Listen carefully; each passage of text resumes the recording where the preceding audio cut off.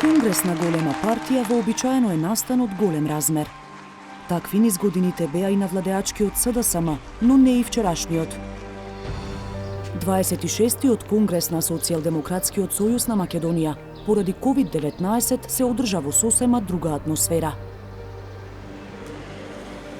Во седиштето се собра само врвот на партијата, а делегатите работеа онлайн.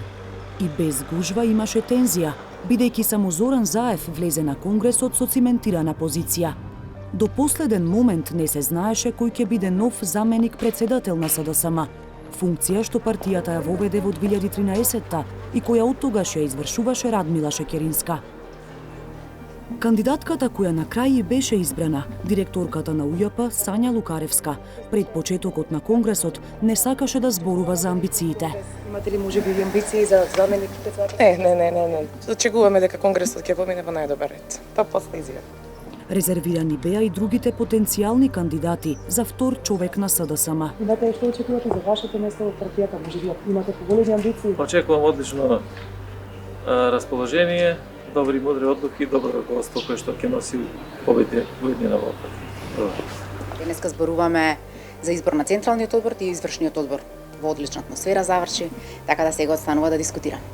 Се гледате ли себе си можеби како заменичка на Заев?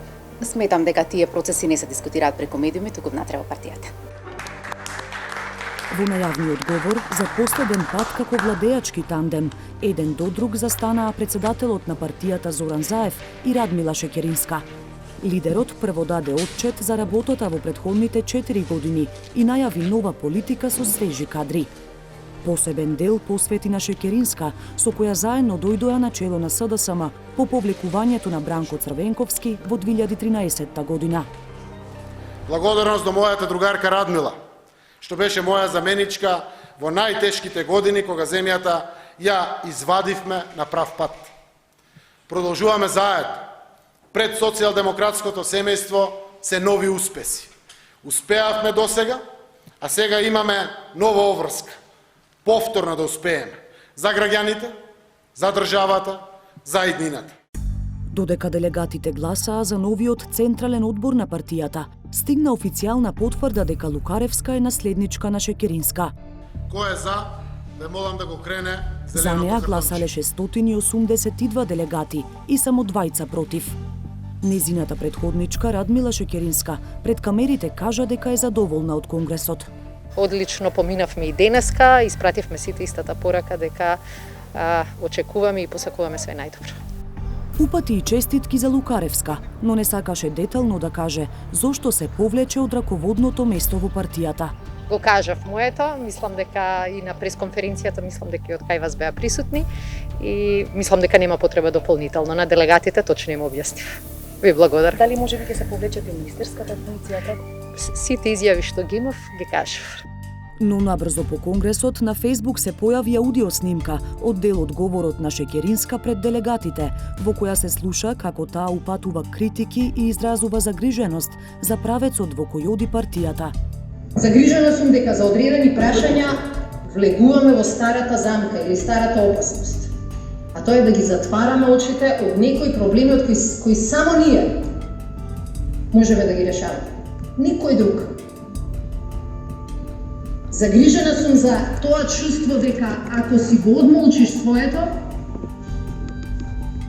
нема да има никакви проблеми.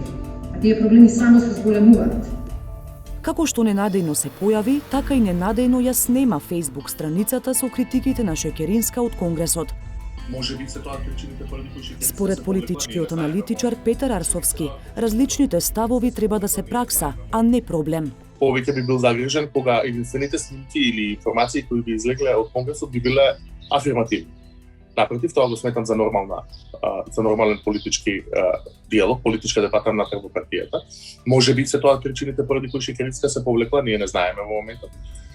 За тоа зошто се повлекла и дали ќе задржи некаква функција во СДСМ и дали ќе продолжи да работи со СДСМ, тоа добро треба да го види. За сега изгледа дека има забелешки на сегашната подслика. Арсовски посочува и дека допрва ќе треба да се види политичкиот профил на наследничката на Шекеринска, Сања Лукаревска. Аналитичарот Алберт Муслију пак не очекува некои изненадувања. Колку што знам ја, сепак е она дете на СДС, значи не е она приклучена вака по доаѓање на власт, сепак има историја во СДС и во тие структури. Сега не знам од кое ниво почнало, но ја знам дека од порано била во СДС и била вклучена. Така да за идеолошката матрица не верувам дека има некоја голема диаметрална разлика. Од друга страна, не верувам ја дека Шеќеринска ќе се повлече од соработката со СДС, сепак таа е министер за одбрана, а верувам дека сето тоа искуство кое она го има, и контакти, искуство и ориентации ќе бидат на располагање не само на владата, туку и на партијата од која она произлегла. Освен нов заменик председател, СДСМ избра и двајца нови подпредседатели. Министерот за здравство Венко Филипче и вице-премиерот Фатмир Битики доаѓаат на местата на Мухамед Зекири и на Коста Петров. Останатите двајца подпредседатели ги задржаа позициите. Министерот за внатрешни работи Оливер Спасовски и министерката за образование Мила Царовска. Зошто Лукаревска, не Мила Царовска? Благодарам, мислам дека ќе има официјална изјава од партијата. Ја не влегов во партијата ни за функција, ни за било каква друга функција, тука сум да помогам максимум што можам со моето знаење, така да. Нема промени на позицијата генерален секретар на СДСМ, за која беше реизбран Љупчо Николовски. Нов во раководството е Мартин Попов, кој ќе биде организацијски секретар на партијата на местото на Душко Весковски. Министерот за правда Бојан Маричик е реизбран за секретар за меѓународна политика. Најголеми се промените во извршниот одбор. Од 18 члена, само 5 се од претходниот состав. Сега има еднаков број мажи и жени во ова тело, по 9, а меѓу новите членови се ракометарката Андријана Будимир, директорката на инфективната клиника Милена Стевановиќ, директорката на клиниката за пластична хирургија Софија Пејкова, како и Ана Данева Маркова, Нина Фити, Јована Транчевска, Димитар Ковачевски. Нова политика значи нови кадровски освежувања, спој помеѓу искуството и новата енергија. Тимот што победува не се менува, туку самиот го надградува и унапредува победничкиот менталитет. Меѓу оние што веќе не се дел од партиските органи се поранешната министерка за правда Рената Дескоска, поранешната подпредседателка на собранието Фросина Ременски, екс-директорот на Царинската управа Ѓоко Танасоски. Од Централниот одбор извиси и градоначалникот на Куманово Максим Димитриевски. Секако нашите градоначалници по функција се членови на Централниот одбор. После тоа се јави другарот Максим Димитриевски за дискусија и се повлече од предлогот, затоа што, како што рече, бил досега неколку пати член на Централниот одбор, на Извршниот одбор, ја извршува високата функција градоначалник на Куманово. Тоа е секако во духот на половината на различноста во размислувањето на сите 809 делегати, поточно на 703, кои што беа денеска присутни во работата на Конгресот. На што се должат промените во СДСМ и која е политичката порака? Арсовски во промените во раководството гледа и обид за да се сврти нов лист во партијата, понизата контраверзии за кои се крена прашина во јавноста, како законот за легализација на дивоградби, разрешувањето на првиот пазарен инспектор Стојко Пауновски, истрагата за тендерите на екс-генералниот секретар на владата Драги Рашковски. Очигледно е дека пораката на Конгресот на СДСМ е некакво мини ребрендирање, односно токму предизвиците за кои зборувате со некаква свежа крв, со некаква нова инфузија на енергија да се надминат или да се сврти нов лист. И тоа е една од пораките кои ги читат во Конгресот. Дали во тоа ќе успеат или не и каква ќе им биде иднината, зависи од тоа колку ќе работат новите избрани функционери, но не само од нив. Македонија се соочува со опозиција која се уште ги поддржува настаните 27 април. И се додека е тоа така, СДСМ има широко поле за действување, па и простор за грешка.